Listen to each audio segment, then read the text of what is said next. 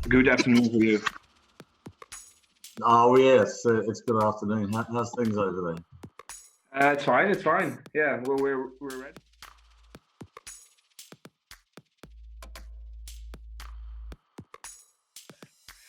Okay. Welcome, Jeremy, to the webinar of the Green Team. Yeah, we are happy that you want to join us as a hydrogen expert. We think that you are. So yeah, welcome and cool. So can you tell us something more about who you are and what you do in your daily life? All right. Well, thank you for the opportunity and very. I've read about your story and spoken with you, so it's a really cool thing what you're doing over there. So very happy to contribute where I can. For me, so in terms of qualifications, I'm a professional engineer and also I've got postgraduate qualifications in business administration. In terms of my working life, it's really been about growing businesses and supporting people through three things. Through innovation, through transformation, and through creativity. And perhaps not so much the artistic creativity, perhaps more about creation of new businesses, creation of new industries, creation of new technologies. So that's been those 3 years have been my main focus. Right now, I have a company called Vaish, as in innovation. My kids used to call me Vaish. So, and I advise and I invest in technology companies, and I also am a non-executive director of a number of companies. One of which is J-Power, a Japanese utility company. They're about 25 gigawatts of generation capacity. About half is fossil fuel, and the other half is renewable. Another one the other ones who are involved in the hydrogen project. So that ties us nicely back to hydrogen and to grow this hydrogen industry globally. We're going to need innovation, transformation, and creativity, which are my three focus areas. Okay, cool. So can you tell some projects which you are working on right now? Yeah, thanks. So, I mean, my professional background has been very much in infrastructure and utilities, which has led me into this hydrogen project. So the big project we're working on now, it's a $500 million pilot project called the Hydrogen Energy Supply Chain. So we have a number of organisations involved in this, mainly from Japan and Australia.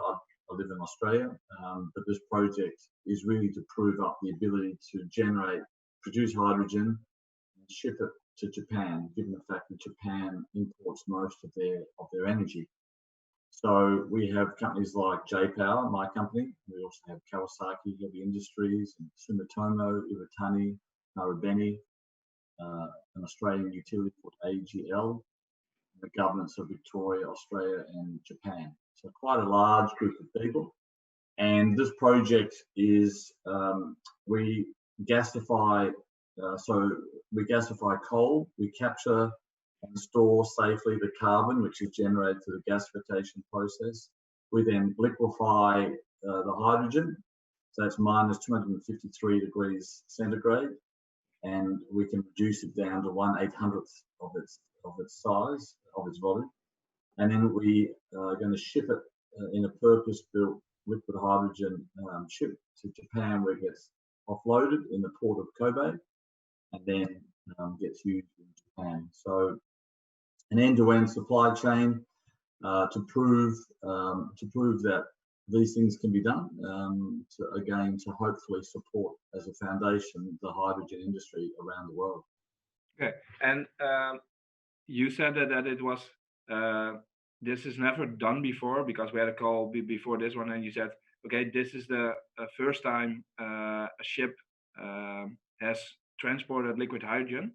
Yeah. Why is that, and why is this the first time, or why has it never been done?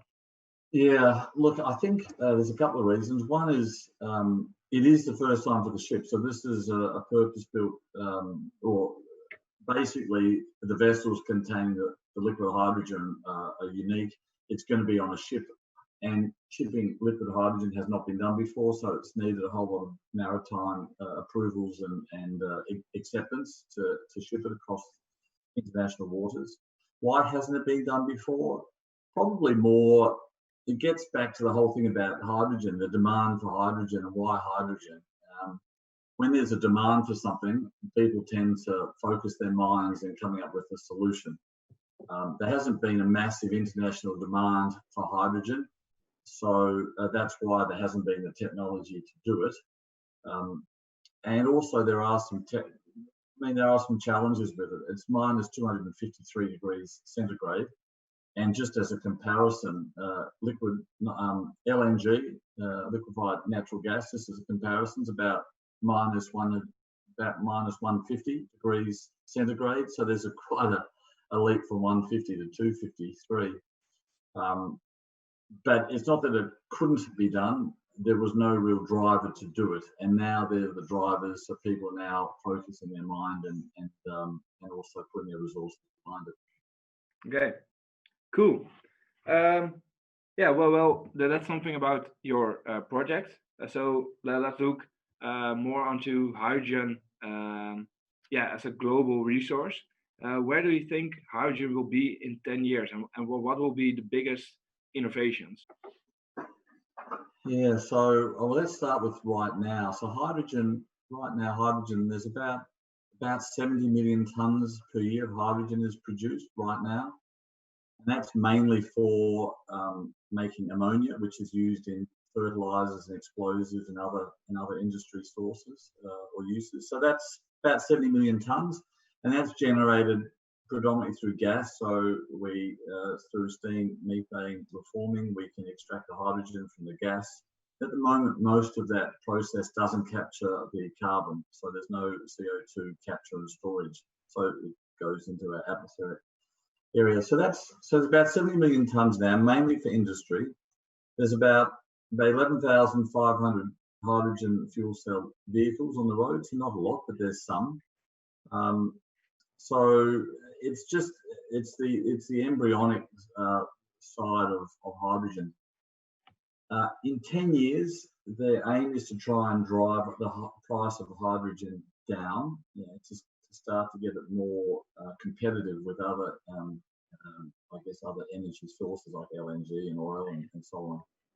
But by 2050 is where people are really focusing their minds, which gives it about a 30-year horizon. So 2050, the International Energy Agency predicts that our energy consumption, about 18% of that will be made up by hydrogen. So about 18% from effectively not much now, nothing now, to 18%, which then equates to around about 20% reduction in CO2 emissions. They're estimating it's about a $2.5 trillion industry by then.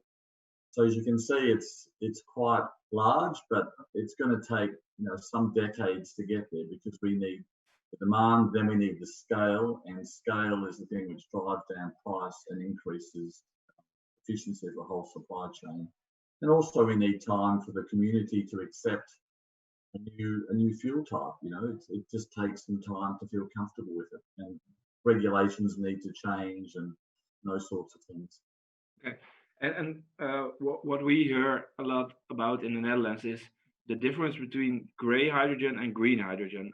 I don't know if you ever heard of that, but green hydrogen, the hydrogen that is produced by sun energy and like wind energy, and gray is more like coals that you burn and make hydrogen of it.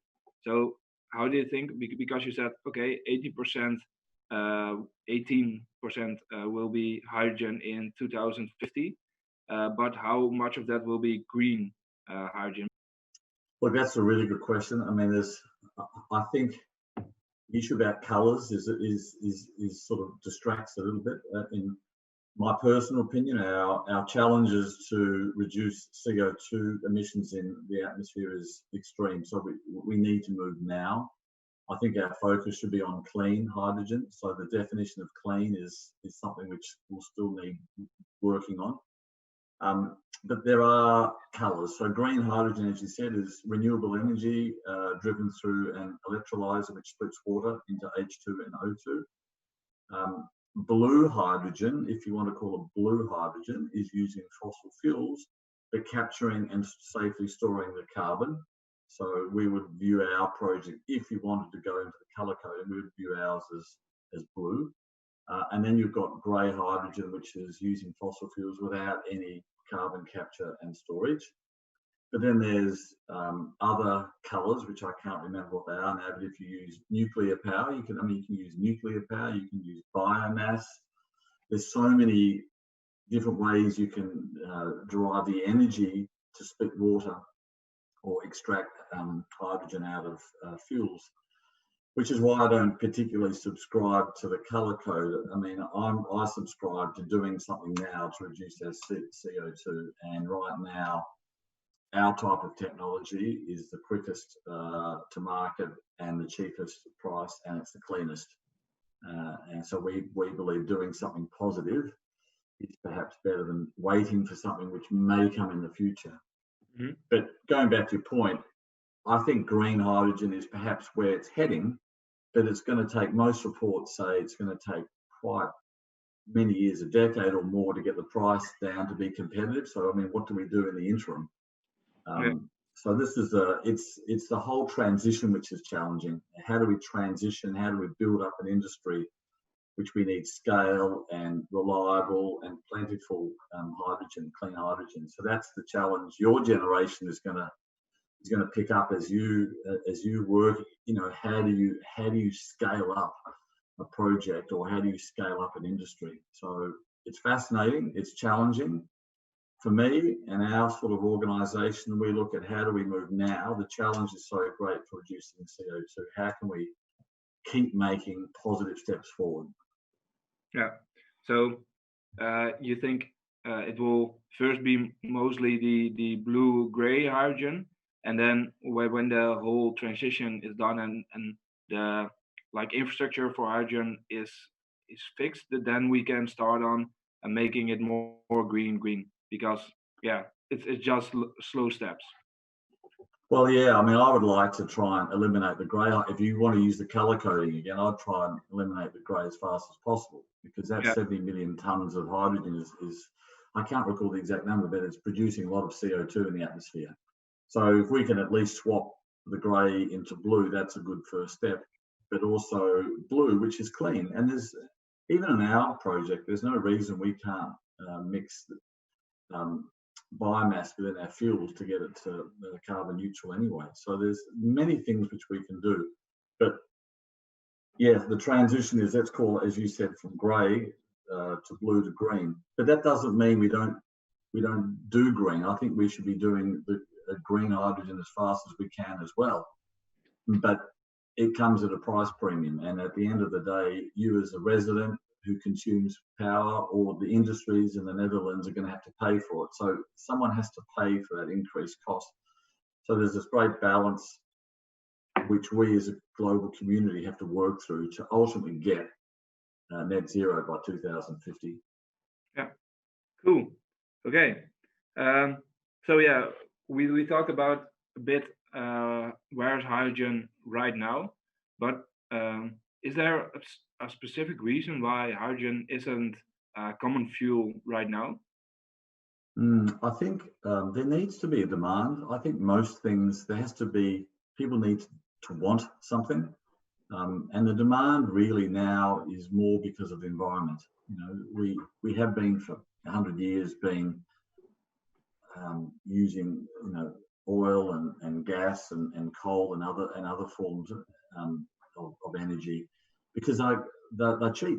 At the end of the day, you know, they're pretty cheap. So we've all somewhat benefited from cheap energy, but you know, we've got a problem. You know, we've got a CO2, the atmospheric CO2 problem. So the demand is, we need clean fuel, and at the end of the day, renewable energy, wind and solar, for example, even tidal, but wind and solar has been difficult to export. I mean, how do you export wind and solar? You know, so you know, you've got the battery, which is useful, but you know, you need very big, heavy batteries. So hydrogen becomes a very convenient fuel source to both store and transport.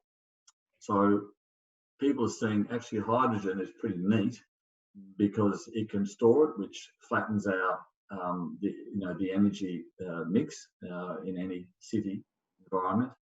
We can export it to countries who need energy, and it can simply be stored. You can actually store hydrogen until you need it.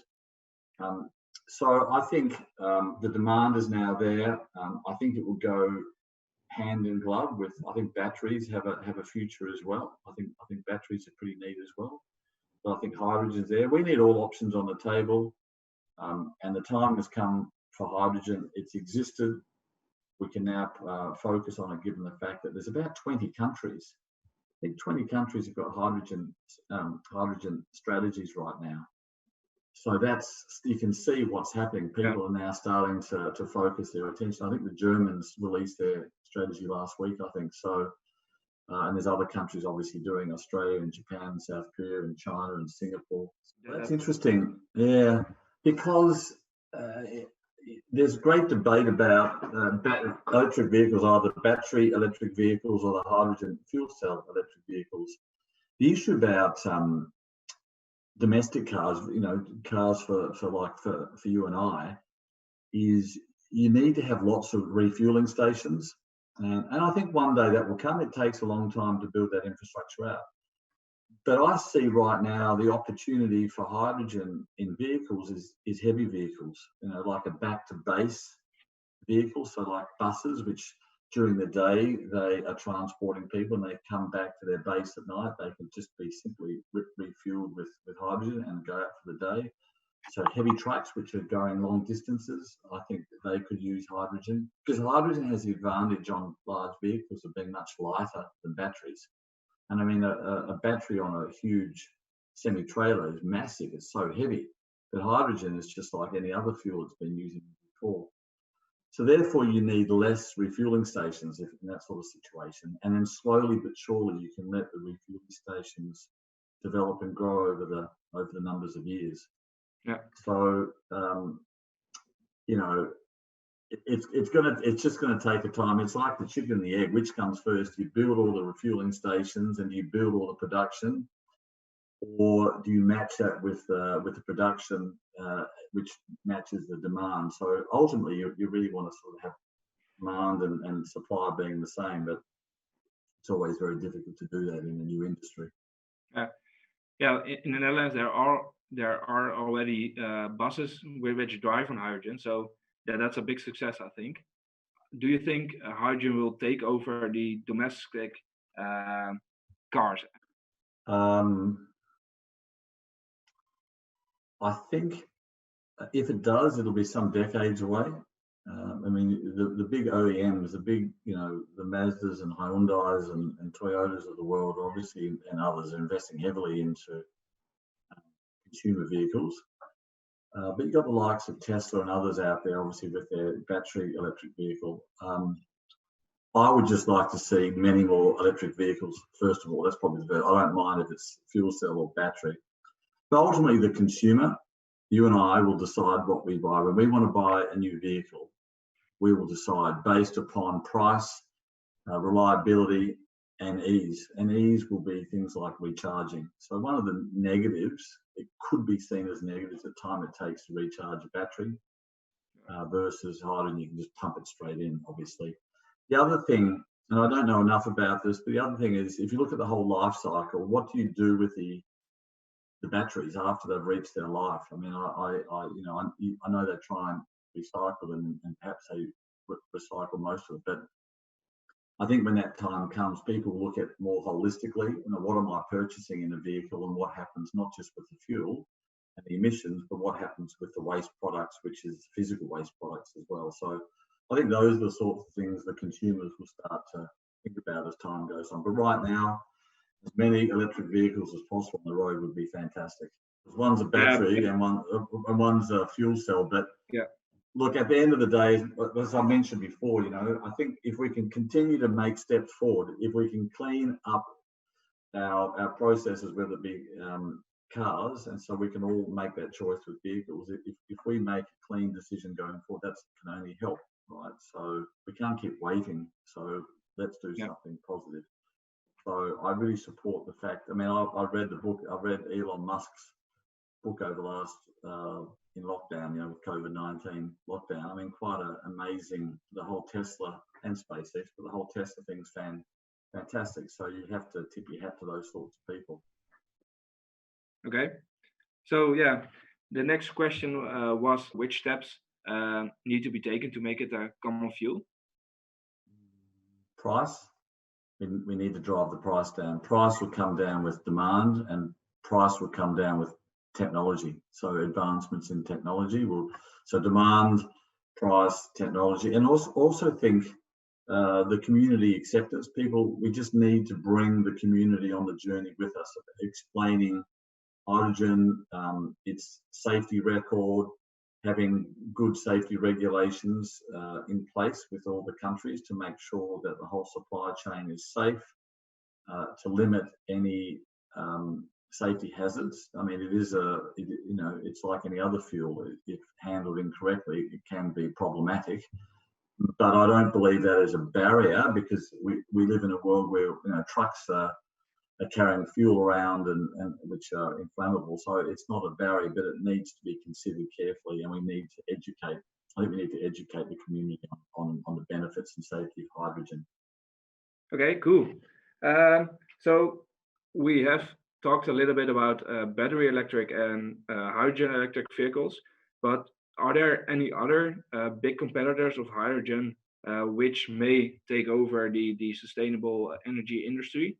Or do you think hydrogen doesn't have any competitors? You want me to look in the crystal ball and gaze into it? I personally think, as far as I can see out, hydrogen's probably the way to go. That being said, there's many scientists and others working right now looking for other forms of energy. But even if they do come up with something, it's going to take some decades before that would ever be in a commercial phase. Given the fact that we've been using hydrogen for 50 years or more, so it's already been in the market. People know about it. And there's technology, we just haven't scaled it yet. So something totally new coming to the market, that would take decades, and we don't have that length of time to wait. So again, we've just got to keep moving forward on anything which is positive to reduce our atmospheric CO2. Is going to be backed by us at the moment. Yeah. Okay. But you can call me in 10 years' time, and we'll get an update on it. So yeah, you mentioned it earlier a little bit, but what are the safety concerns with the use of hydrogen, and how safe is it? Yeah, well, I think the stigma comes from the fact that people know it as perhaps the fuel which powers the rockets and those sorts of things. So it's seen as a very powerful, explosive, maybe dangerous, but certainly powerful and explosive, just given the fact that it fuels rockets and those sorts of things. So again, I think the important thing for yourselves and ourselves is to start to communicate the fact that it's been in our community for 50 years. I mean, we've been transporting hydrogen, making hydrogen for decades, in actual fact, and it's got a pretty good safety record. But just because you and I know about it doesn't mean others know about it, our next door neighbours, and so on and so forth. So it will take some time to make them safe and comfortable with it, and we have to be able to prove it to them. I also think we need to tighten up the regulations, everything in the supply chain, to make it even more safe than what it currently is. And again, technology will also develop to make the pipelines stronger, and the valves, all the things which go into a supply chain of making, distributing and using hydrogen. I mean, the fuel cell electric vehicles now have got pretty good fuel tanks, hydrogen fuel tanks, which are very safe even in a collision. I mean, there's no issues, but I think communication, increase of safety standards are probably, and technology advancements is going to help overcome those issues. But do we not already need to start to communicate to the people, because we are now taking slow steps to make hydrogen a common fuel, but I think the first step is to make people like hydrogen. So is it already started, or are we just waiting on something to happen when we need to start it? Well, it's happening. It depends. Around the world, there's lots of things going on. So within Australia, where I live, we're already injecting, we've got some pilot projects where we're injecting up to 10% of hydrogen into the existing gas pipelines. So consumers were once turning on their appliance and having 100% LNG or natural gas. So they'd have natural gas burning to boil up water or whatever. We've now injected 10% of hydrogen into that pipeline. It has no negative effects on the gas pipeline or their appliances. And through that, there's a community engagement and hopefully community acceptance. So there's more and more of these things like that occurring across our country. And in other countries, the UK is doing the same thing as well. And it could be in your country as well. In the Netherlands, pilots are being done. So yeah, and I think that's how you do it. So it starts to get spoken about in the community. People talk about it. People feel comfortable with it. They realise it has no negative effects on their household or their appliances, and they feel safe. So again, these things take time, and there's lots. Again, in Australia, there's lots of newspaper articles, television reports on hydrogen, but again, just because you and I talk about it a lot doesn't mean that everyone else does as well. It will take. I think also there's more hydrogen cars, I'd like to see the vehicles or trucks driven around with some indicator that it's hydrogen, just to start to like a self promotion of hydrogen, some sort of coding or some certified H2 clean hydrogen or something like that, so people start to see it. I think that would be a great international activity as well.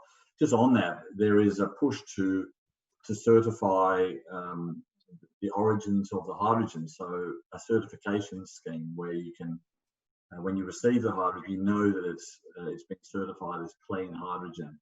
So these things are also happening right now as well, which will not only help promote hydrogen, but give people comfort that they are buying and using clean hydrogen. Okay, then we will go to another crystal ball question, I think. Can hydrogen help in stopping climate change, or will it help? Absolutely. I think that's the driver. I mean, the main driver to our focus on doing more with hydrogen production is really climate change. That's the demand. Yeah. If we use hydrogen and only water is emitted, it's got to be a good thing, right? So it's going to have to clean up the users of the hydrogen, but also in production, the production of hydrogen is clean as well. So both sides, the production and use of clean, that's got to clean up our world of CO2, which is really what we're trying to do. Yeah. Okay, cool. Do we have any more, or do you have something to add to the story that we didn't ask, but? No, I think it's a great story, and I think impatience is a good thing too. Sometimes, we've got to be impatient, for this change to the better. And so again, it's going to be your sort of generation coming through is going to have to take over the reins from what sort of older people like I'm doing. But so I'm excited. So when I first came across you guys on LinkedIn, I was pretty excited to see such a progressive